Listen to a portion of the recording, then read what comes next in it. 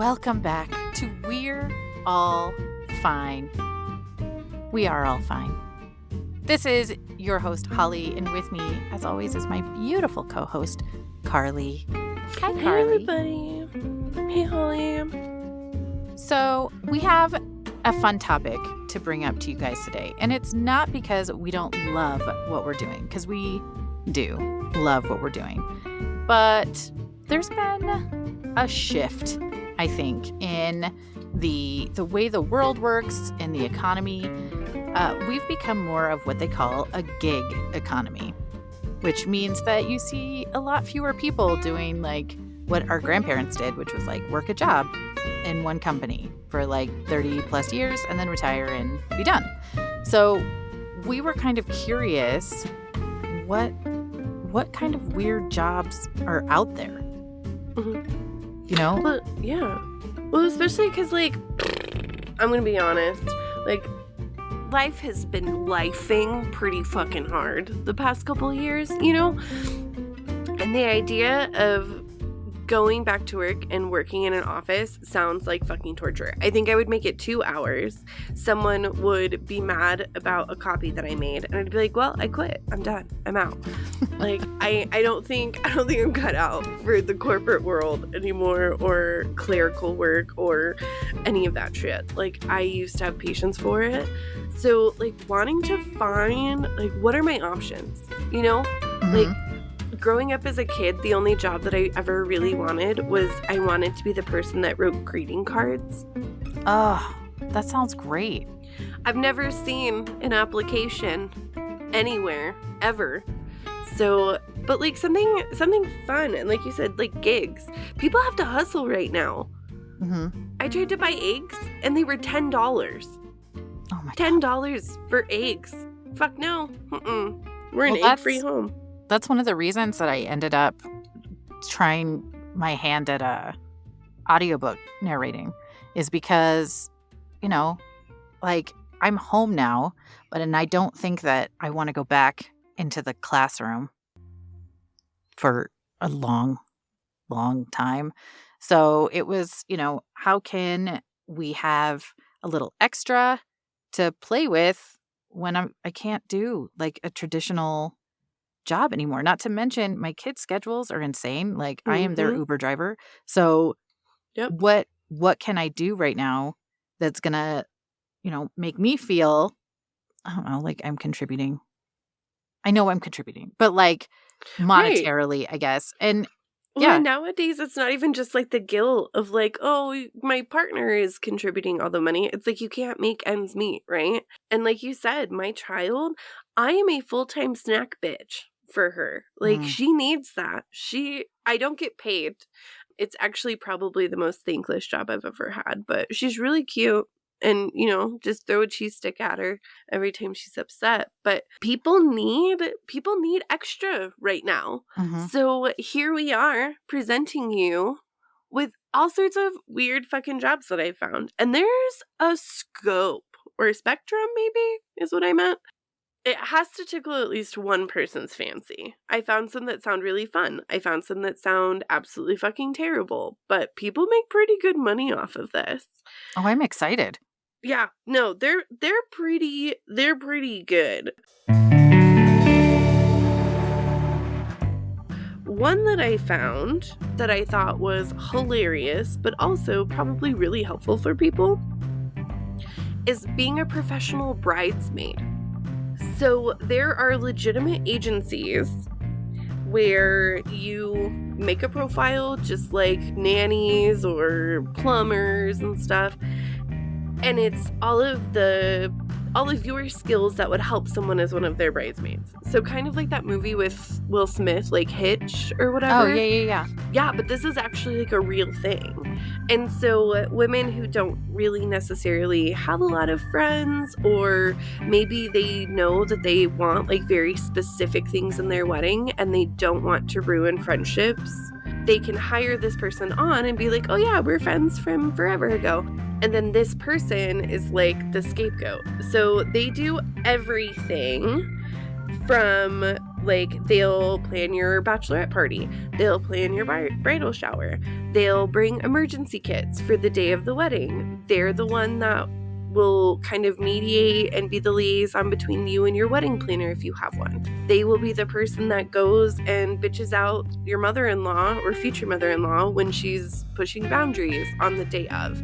And then this person is gone forever. So you, as the bride, if mother-in-law comes up to you and is like, that girl was so disrespectful, blah, blah, blah, you can be like, oh, well, I'll never talk to her again, Linda, because she's gone. She's gone. Wow.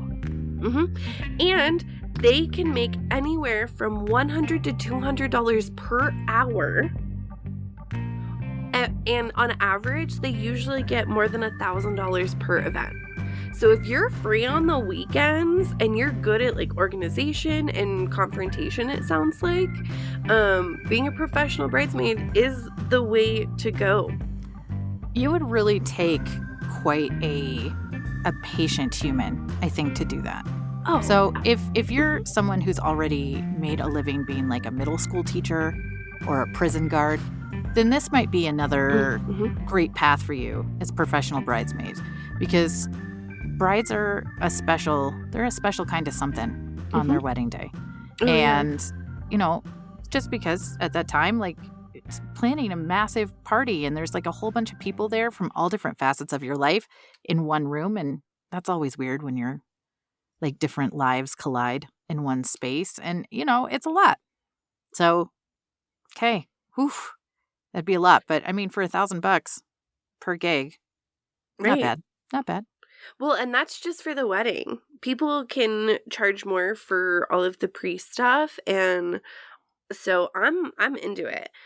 But if that sounds like too much work for you and you're more of like a lay down and hang out person, there are actual people that are licensed professional cuddlers/snugglers. Go on. So people that are needing companionship or a sense of safety, or people that suffer from depression, anxiety, people that have a lot of isolation problems in their life, can hire professional snugglers and cuddlers that are trained on how to hold someone or be held by someone in ways that help them. So you're basically like a human thunder jacket. Where do they get trained on this? So I'm guessing, I don't know. I didn't look that far into it because I was like, I don't like to touch people. If there was like a professional sit on a couch with someone, don't talk to them and play on your phone, but make them feel supported, top notch. But I'm not going to hold you, Kevin. Like, I'm just not going to do it. You get paid a lot. It's $40 to $85 per hour. Well, yeah, I would think so. I mean, But there's no funny business. This is not sexual. This is emotional, like safety, comfort stuff. But there are agencies, just like the Bridesmaids, where I think they train you, and then you have your profile and people choose you, and then you go and like snuggle with them.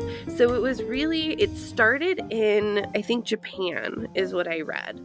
And businessmen and people that are just on the go constantly that don't have the time or even the ability to have a relationship with other people, they could go on their lunch break and just go and like snuggle with someone for an hour to feel that human companionship.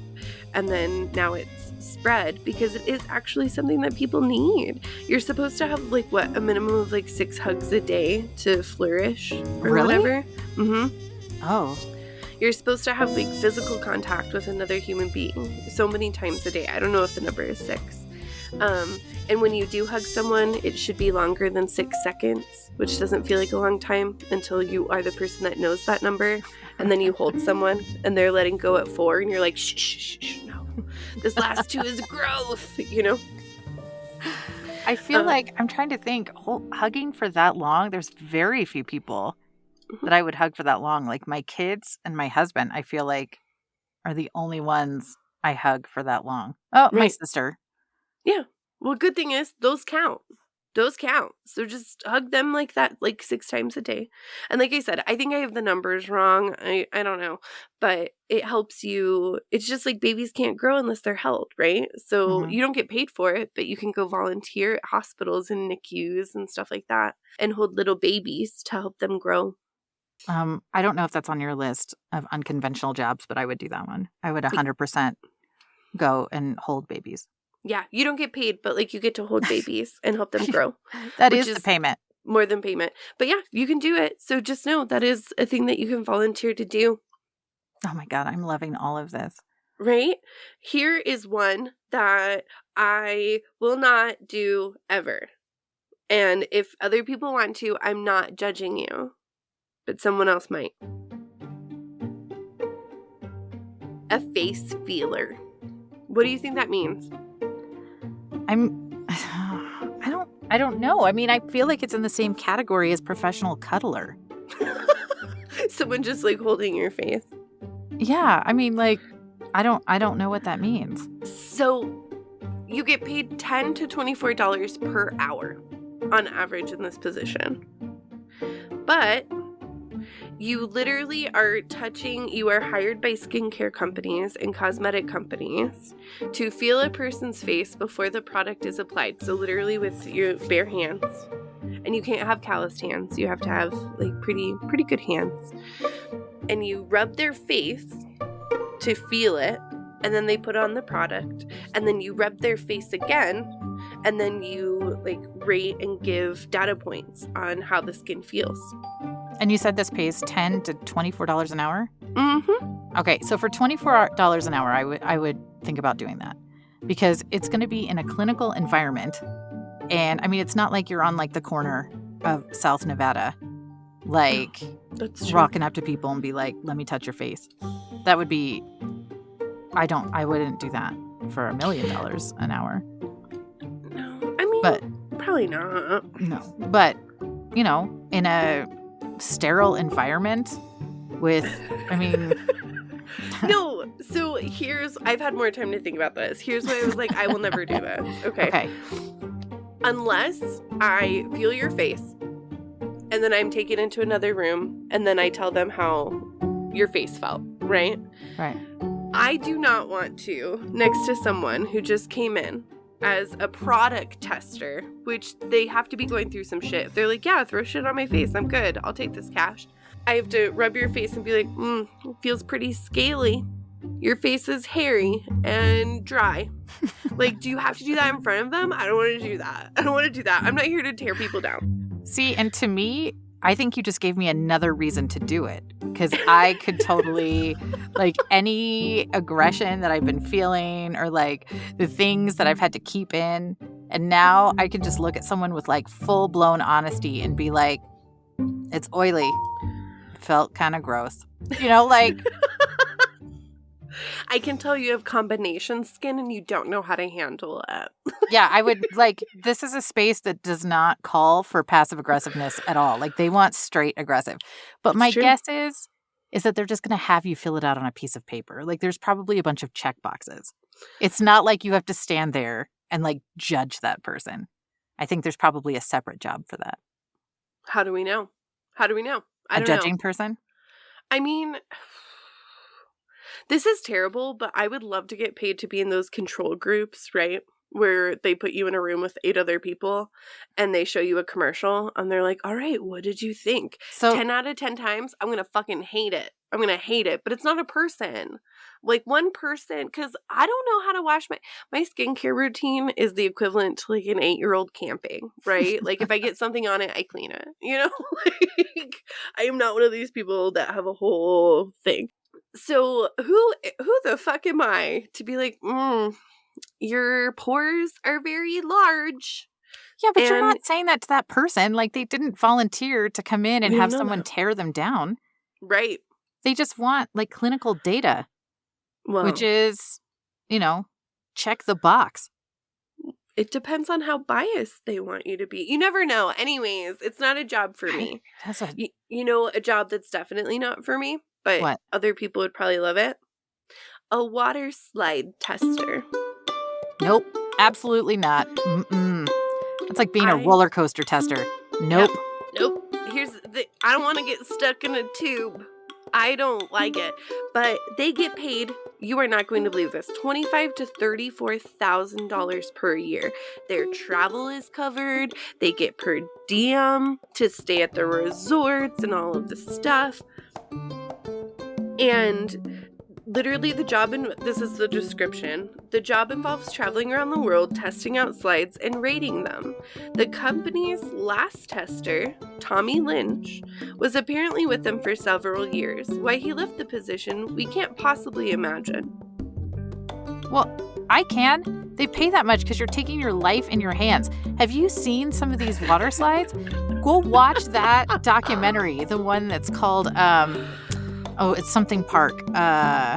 Oh my gosh, it's like Litigation the one Park. Where it was like so not safe at all. Yes, and a bunch of them were the water slides. Were like, I mean, it was terrible. It was so bad. And I think, okay, so I remember like getting a partial tear on my my knee. Now I can't even remember the thing on my knee, but it was from going down a water slide in Mexico. And it was not even like a big water slide. Like, it was kind of dumb. And the only reason I went on it is because my kids were like, come on, Mom, please. And so I was like, fine. It was because it was small. I was like, yeah, whatever. And totally because I'm a large human going down this slide. As I'm going down, my leg twists. And then I told everybody that I tore my knee on a Mexican water slide, which for Carly, I feel like you should do it now, actually, while we're live. But if you go on to Urban Dictionary and look up Mexican water slide, I can't say what it is on here. Like, even though we are an explicit show, technically, I can't say it on here. All I can tell you is that I was telling everybody in the world, yep, I got this Mexican water slide. Yep. Oh. Yeah, you see? I mean, there's two. It's a diverse title for explicit acts. Yeah, fun thing. If you guys want to check it out, go on to Urban Dictionary, look up Mexican water slide. And that's just one of the many reasons I could never do that job. Yeah. No. Ugh, no. I was out. And you're a better mom than me because there are certain things in the world where she asks me and a very clear, concise, unbreakable no comes out of my mouth. Like, Mom, do you want to run around? No. Do you want to? No. Love you enough to tell you no. I think that it came about because I had just been like, no. And finally they were like, you know what, Mom? It's okay. We understand that you're just at the age that you can't do that stuff with us. And I was like, what? Yeah, my children dropped both guilt and reverse psychology on me at the same time. So I had to reward that. Well, I hope you did it back after you got hurt. I'm sure I have multiple times. Look at what you did to me. I do that to our dogs all the time when, like, they're being bad. And then my husband will cough. I'll be like, look at what you've done to your father. It's really fun because I can't do that to my real kid because I'm hoping that I like break a lot of trauma, cycles. Yeah. But my dogs, though, totally different. You're never going to be successful. So look at what you did to your father and guilt trip the fuck out of him. This one I don't want to do, but $40,000 to $60,000 a year. Okay. So, shows like X Factor or Fear Factor, The Challenge on MTV, or Survivor, where they have to do these obstacle courses or these high endurance things or puzzles where you're strung up in the air and you're upside down or you're underwater. So the stunt testers, people design these stunts, and then to make sure that they actually work, they have to have people that are not on the show, for liability reasons, I'm sure, come in and test the stunt to see if it's actually doable. And that sounds, one, terrifying, and also super high risk. But yeah, you get $40,000 to $60,000 a year to do that.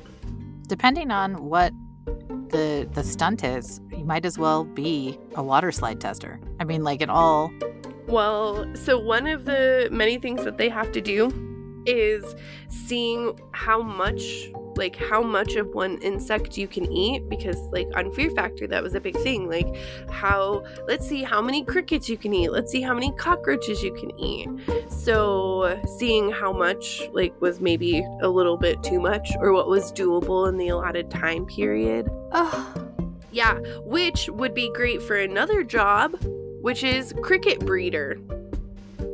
Okay. So you can honestly, that sounds better than the last two jobs. You can make the crickets for the stunts that you have to do, and look at that, you're almost at like $60,000 a year. But yeah, it's $60,000 to breed crickets. 20 to 30, but the stunt coordinator gets 40 to 60. So okay, it would even itself out. But yeah, you can breed crickets. You know what? I don't even think I can do it. I have to go pick up crickets for my son's frog every now and then from PetSmart, like live crickets, and I can't. Like, I can feel them moving around in the bag, and I feel the creepy crawlies all over me. So maybe. Well, everyone I know that has bought crickets for a pet, they've had at least one instance where the crickets have escaped, and so your house just sounds like the outdoors at Why nighttime. would you say that?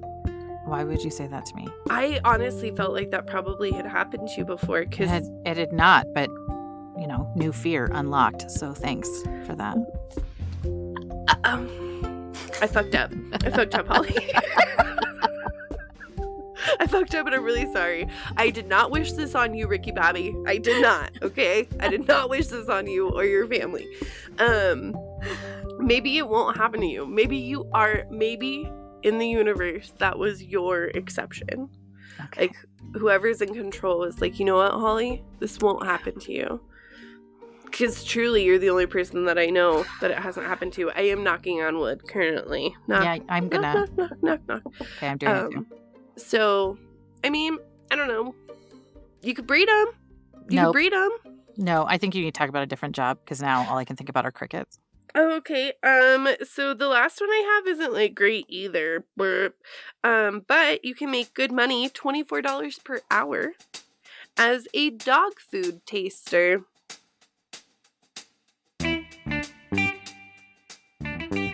And this is not just limited to kibble, folks. You would be testing with your mouth, tasting and testing and feeling the texture of kibble, bones, tinned meat, dog treats, dog biscuits.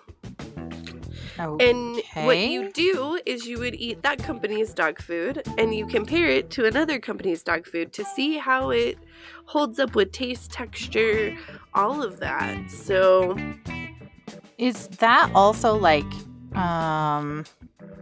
would you have to do that like with dog toys?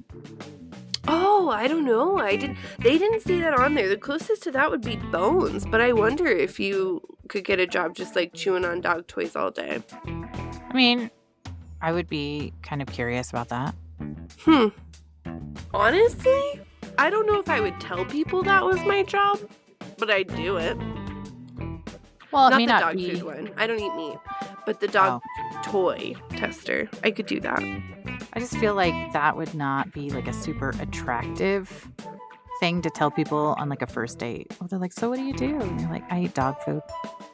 Yeah, I don't know that that's going to win you a lot of. Well, all you see is I'm a dog food scientist. Oh. Or I'm a dog toy scientist. And they'll be like, what do you mean? And it's like, well, I test dog food all day. You don't have to tell them what you do. Just make it sound nicer.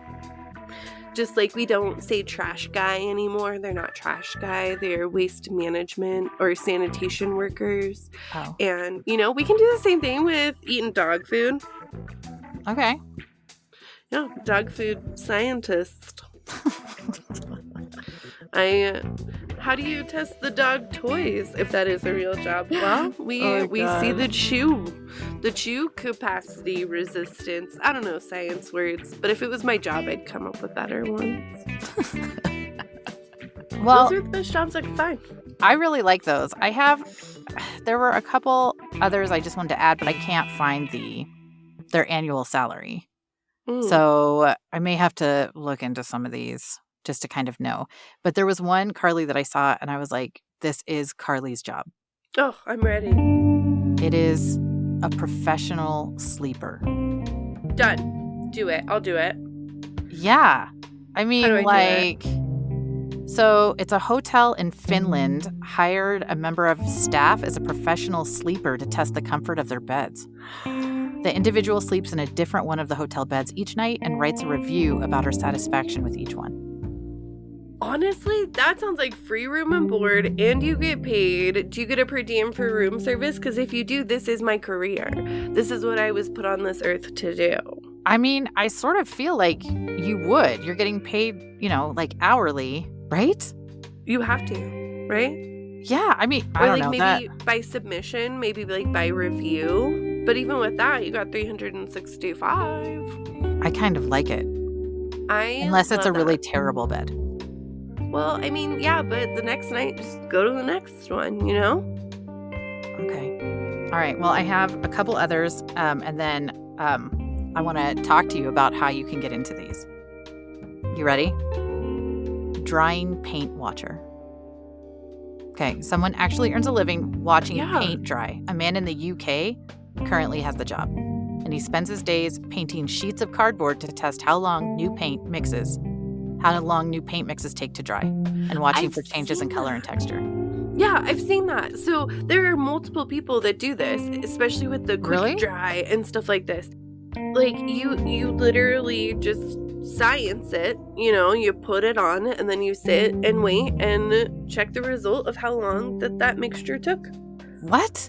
Yeah, I wonder what kind of a degree you have to have for that. Like a degree in patience, a degree in just letting things roll, Oh, well, I did hear on one of my other favorite podcasts today, they were talking about Henry Ford and how he was the one who established like the shorter workday. It was like from 9 to 8, and that he threw money into their salary. Like they got profit sharing and regulated breaks, stuff like that. But that the only reason he did it was because working in factories is not only hard work, but it's like mind-numbingly boring. So they said like 80% of the people who would start would quit like right away. So they had to find a way to incentivize them because it was losing him money, like training a bunch of people who would eventually just leave. Right. So as soon as he was like, shorter workday, breaks, profit sharing, and I'll give you a living wage. So weird. People were like flocking over, and he had way less turnover. Huh. Yeah. That's super smart. That's actually really smart. Yeah. For some of these jobs, which apparently like it has to happen. Right. I mean, I don't know. Okay. So this is my last one. It's called a professional mourner. Have you heard about this? Yes, people go to funerals, right? Yeah. Apparently, it's a tradition in Southeast Asia that a loud funeral will assist the dead as they travel to the afterlife. So professional mourners are hired to cry and weep loudly throughout the service. Honestly, I could do that job. Yeah, I feel bad. I don't have the salaries for these. Like, that would have been really helpful because you actually gave me some career path options. I wanted to know if I wanted any of these jobs. The answer was no. None of these sounded like they were in my wheelhouse, but the money sounded good. Yeah, well, I mean, at least there are options. And know that, somebody's got to do this stuff, right? Okay, so the path to get to unconventional careers is a whole lot different than kind of what most of us have been taught, right? Which is like, you go to school, you do well. You go to another school, you do well. Then you get a career, which that's not like a thing that happens much anymore. So for unconventional, like there's different unconventional career paths. So the first one is like you end up spending the first part of your life working like 1,000 jobs, right? That's kind of unconventional. You just go job until you find the one that you like. The thing with that is, though, is that doesn't help you get hired. eventually because it looks bad.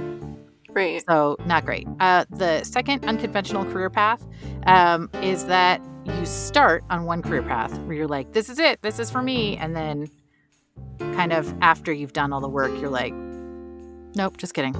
This is not my Yeah. thing. And That then you sounds- completely switch gears to something else. Yes. You see that a lot more now because that's people going, oh, this is different. Huh? And then the third path is people who like know from the get-go that they're going to be like entrepreneurs or they're going to be a freelancer. They're going to invent a new product, right? So jealous of those people. Yeah, so they kind of just start off in gig economy, but always working towards their goal. Right. And the thing is that unconventional career paths, which, by the way, is anything that falls outside of the traditional. Okay, so jobs that we think of that are really like visible. Yeah. Okay, those are more traditional. Unconventional could be all of these things that we've just talked about today, but it could also be a lot of the gig economy that we've talked about as well. So like audiobook narrator, Right. unconventional. Right. Being part of a focus group, unconventional, right? These are all different things. Inventing something, unconventional. But the reason that a lot of people do this is obviously possibility of lots of money. It's very interesting. They don't have a boss, right? All of these things is that they're able to kind of just do it on their own. So Right. if you've decided, dear listener, and Carly, who's going to go into the world of water slide tester, if this is what you've decided that you want to do, and you're like, okay, what do I have to think about in the beginning? How can I do this? All right, so the first one is you have to determine your goals. This is all, by the way, from Indeed. I just want to make sure I put that out there. Determine your goals. So decide what your long-term goals are. Like, why are you doing it? What is the end goal? And you could, I like vision boards, which, by the way, Canva does a great job with vision board. So does Like, Pinterest. do they? You can Yeah. do vision board collages. Yes, I love it. I love it. So that's really helpful if you kind of know what you want in the beginning. That's going to help you find the job. So in your case, Carly, you're like, long term, I want to be able to travel and I Yep. love going to resorts with water slides. Okay, great. Awesome. So then the next thing you're going to do is you're going to research the industry. So you're going to have to do a little bit more than a quick Google search. So you're going to Okay. have to look into like the guy that was the water slide tester for so long. You need to go ahead and like research him. You Right. need to look him up. Look him up. Like an Exxon social media. Yeah. Like go into your oh my God, now I can't remember what it is. It's the work association thing. LinkedIn. LinkedIn. Thank you. You'd have to go into his LinkedIn. You're going to reach out to him. You're going to send him an email. Say, what was your experience like testing water slides? And then you might go to some of these companies that do this. You got to find out who does it. Find out the history of the company. What kind of insurance do they offer? I mean, for something like that, I would be interested to know. Just I saying. love that. I don't know. I mean, getting serious about silly stuff. I love that. I'm saying. Then the next thing you have to do is volunteer and network. So now you've made your goals. You know kind of what you're getting into. So now you got to go make connections, right? So you're going to have to go to all of these water parks. You're going to have to go to them. You're going to have to just volunteer to go down the slides on your own.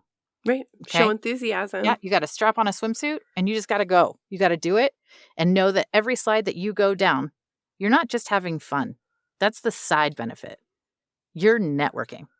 Right. This is serious shit. This is serious shit. You are networking with every teenager that's given you the go-ahead to go down that water slide.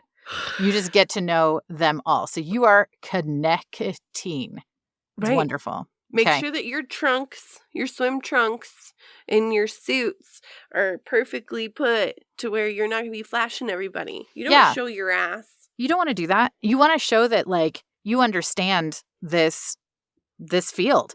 And like Right. smart testers know. Like wedgies are part of the risk that you take in this job industry, but you don't want to help it along. You know what I'm saying? You know? All right. There's so the next thing. sacrifices everywhere. Yeah. Well, again, I reference back insurance. Okay. So now we want to write a strong resume. So there you go. You got to write a resume. Okay. And you've got to like make sure when you apply, your resume is eye-catching, right? You Right. highlight transferable skills. So for your job, what, your stuff, like as a parent, I'm used to being covered in liquid. I can't always. That's probably not good. That sounds terrible. I mean, ChatGPT can help you clean that sentence Yeah, up. I guess. Just No, that put didn't. down your truth. That just went. What? How to professionally say that I have liquids all over me that I can't distinguish what they are? Yeah, that doesn't make me sound like a porn star. I don't. That didn't. I mean, that's a not very common job, but it's not a weird job, so I didn't put anything on there, like OnlyFans or anything like that. I didn't put that on my list. But it's technically considered unconventional. Yeah, it's unconventional, but it's not weird. Like, I'm pro sex work. It's one of the naturalist things you can do. It's the same as being a cook at a restaurant, you know? Like, Mhm. you are doing a skill that people need, and I'm all for it. Well, I realized that in applying for the water slide gig, I've accidentally set myself up to be hired as a porn star. So I did not do a good job in my resume writing there. So I feel like I'm going to need to probably hire someone. I'm going to you got to spend money to make money. So I'm going to hire someone to write my resume for me. I'm talking to you, Jenny, if you're listening to this. So I'm going to have Jenny write me the most badass water slide. No, not me, Carly, you. Oh, yeah, You're me. going for the water slide job.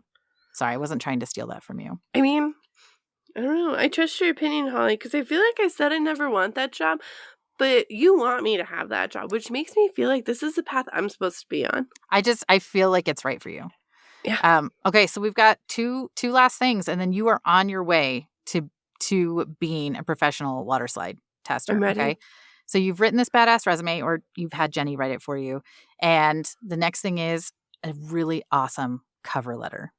Okay. Ooh. And in your cover letter, you want to like answer questions you think the hiring manager might have about your work experience. And like explain your passions and goals.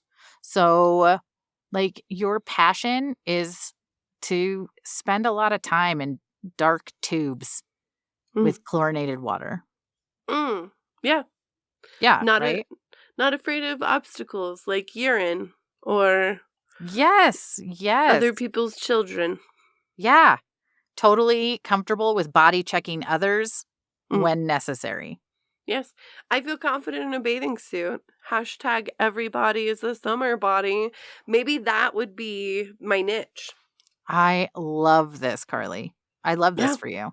So, all right. So your cover letter is it's on fire. I love it. Now, the last thing you've got to do is use your connections. And those are the connections that you made while you were networking. So every teenager over at the Elitch's Water Park, you reach out to them and you're like, hey, what's up, Jason? You remember me?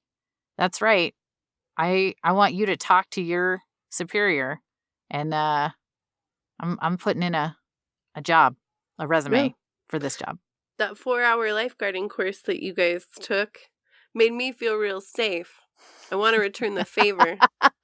Let me make sure that these water slides are safe. I love this.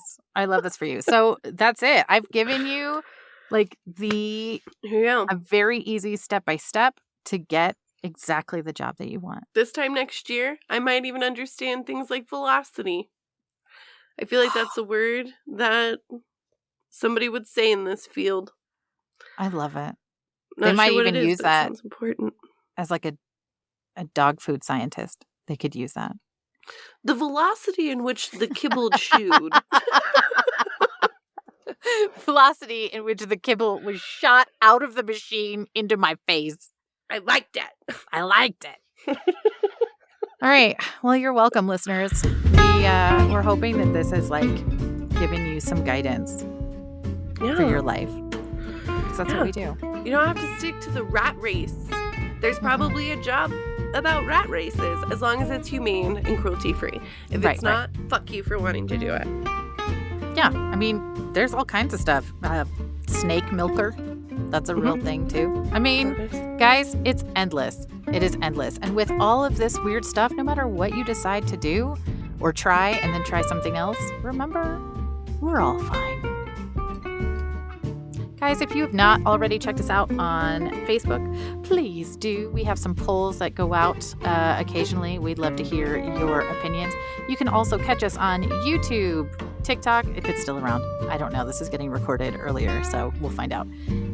If it's still around, Facebook, Instagram, all the things.